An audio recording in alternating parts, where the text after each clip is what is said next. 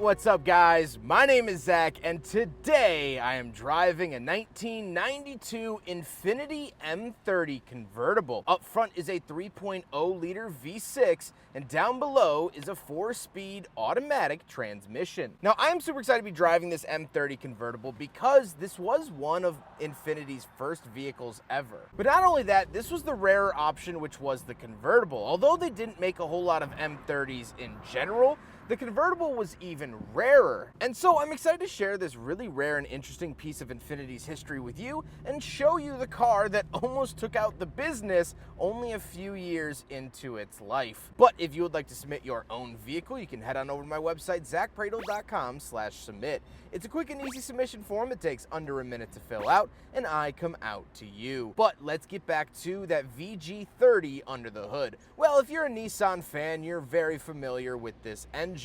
It was also used in the Nissan Z cars, as well as some of their SUVs. It's a single overhead cam engine, and a lot of people think that it's a boat anchor, and maybe in some of the sports cars it might be, although I've never personally minded it. As a sporty engine, it doesn't rev like the little 4 cylinders, so I can understand that. However, here in a luxury coupe convertible, I think it's actually perfect. It gives you enough oomph around town to really enjoy it and not feel like you're underpowered, but it also doesn't have to rev high. It doesn't have to show up on the boulevard and set down crazy lap times. It gives you the power you want, it gives you the power you need, and it gets on with its day. That's the nice feature. Like I said, paired to it is a 4-speed automatic transmission. These never came manual, however, some people do manual swap them with Nissan Z transmissions.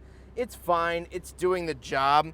These were somewhat problematic automatics, which sounds like an 80s hairband or something, the problematic automatic. So take that as you will, but this one's still holding up here after 187,000 miles. Last but not least, the M30 is rear-wheel drive, which is kind of interesting, but definitely what I like to see. How does it feel to drive the M30 convertible? Well, this feels completely different and in my opinion a lot better than the hardtop that I reviewed last year. This car makes a lot more sense as a convertible because as the hardtop, it's not super sporty, it's decently luxurious, but it didn't really seem to have any particular footnote as to why it's more special than anything else you could buy at the time.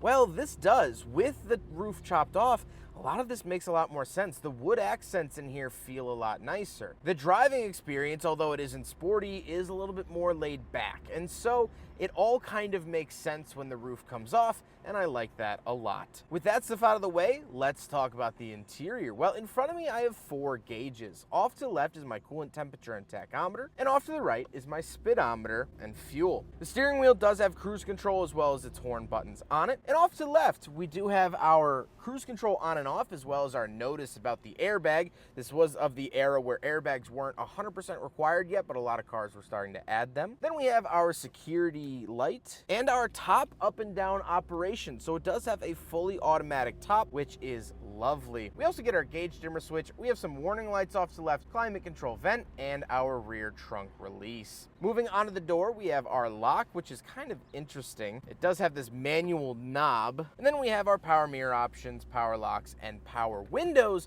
for the front windows, but the rear windows will come later. Moving into the center, we have more warning lights along with a digital clock, 2 climate control vents, and our climate controls themselves. Fan speed off to the left, wear center to the right, temperature to the bottom right. We also do get a 12-volt outlet, and off to the right of that 12-volt outlet is a little cubby. The ashtray will also come later. And then we have an aftermarket radio, because most radios from 1992 don't keep up with modern tech, so the owner has swapped that out. Down below the radio, we do have the ashtray, hopefully bringing us good fortune here today. And then we have the shifter. The shifter is chunky, very characteristic of the 1990s, big plastic parts. We do have an overdrive switch as well, but nothing too crazy. Then we have the rear window switches. So the front window switches are on the door, but the rear window switches are down here in the center. And as you'll notice, one of the rear windows has decided it doesn't want to work anymore. Pretty typical of 90s convertibles, especially the Chrysler LeBarons. Then we do have our central locking and our suspension mode. So we have two suspension modes we could select, either sport or comfort. I think you'd be a foolish man if you ever put this into sport. This is a comfy cruiser,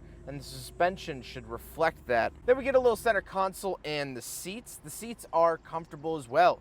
Nice leather seats found here in 1992. Absolutely adore them. And again, really reinforce that relaxed feel that the M30 convertible delivers. However, throughout all of this, we don't have any cup holders. So unfortunately, it fails the big friggin' bottle test. However, speaking of those nice comfy seats, let's hop into the back and do a back seat review. Now, normally coupe back seat reviews are the closest thing I get to hell on earth. However, when they're convertible, you can just stand right up. Pop a squat. Seats are a little toasty here today, but that's okay. I fit back here, and I don't have a roof to worry about, which is lovely. I really, really enjoy it. And I fit back here okay. The big issue with the coupe, of course, was the roof. It was bopping me on the back of the head. It was giving me CTE. And so this, I don't have that issue at all, and I'm actually very, very happy and comfortable. I might just sit back here for a little bit. Take a little break from reviewing cars.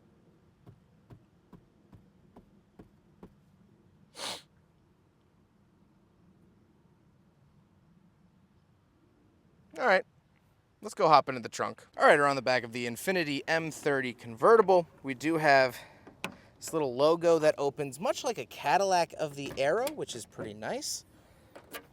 Open it up like that, and here is the trunk. As you can see, not a whole ton of space is sacrificed for the convertible top.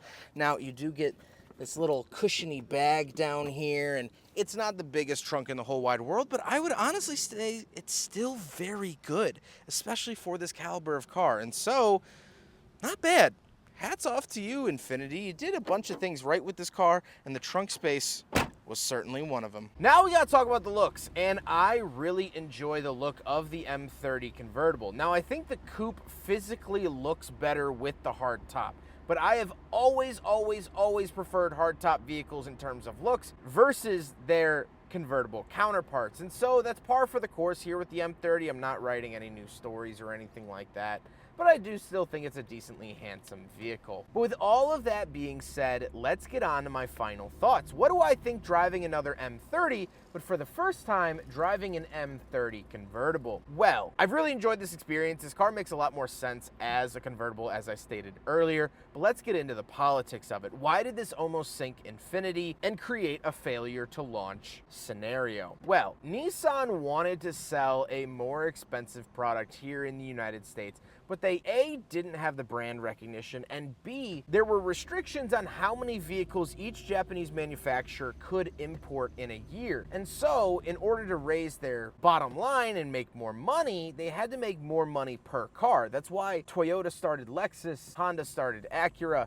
and Nissan started Infiniti to get more money per vehicle. So what they did was they imported the Nissan Leopard as the Infiniti M30. Of course, they swapped over the dashboard and made it left-hand drive as opposed to right-hand drive, made the adjustments, made it federalized, all of those goodies, but it's essentially a Nissan Leopard, and which shares a lot of ties with the R31 Nissan Skyline, which I'll also leave at the end of this video. But then came the convertible. Now, the M30 was started in 1990, but the convertible didn't come until 1991 and 1992. These were sent over here. They were assembled and sent over as strengthened chassis coupes. And then there's a company out in California that would take these cars and chop the roof off, add the top mechanism, all of those goodies. And then Infiniti would sell it to you for $34,000. Now, that might not sound too bad in today's market, but this was 1992.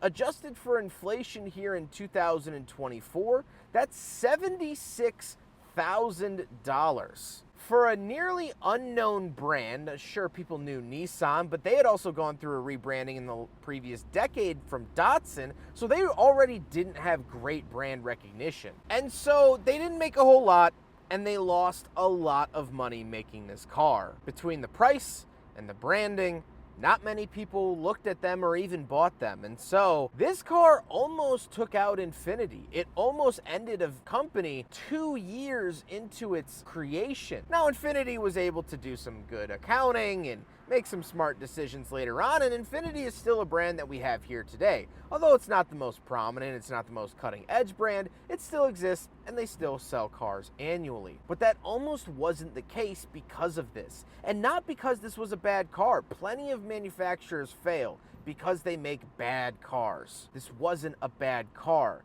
It was just too expensive for the market, and it didn't make a whole lot of sense. And when it doesn't make sense, it doesn't make dollars, and when you don't make dollars, doors close. But fortunately, Infiniti clawed their way out, and I'm ever so thankful that they did. I hope you guys enjoyed the video. Huge thank you to CJ for letting me take out his M30 here today. I was so excited to drive yet another M30, but also the convertible variant. CJ has been absolutely wonderful to work with. I filmed a couple of his cars this morning, a couple more to film later on that you'll see on the channel. And so I appreciate him very, very much. But I hope you guys enjoyed the video. Don't forget to rate the video, comment on the video, and subscribe if you really liked it. Take care, guys.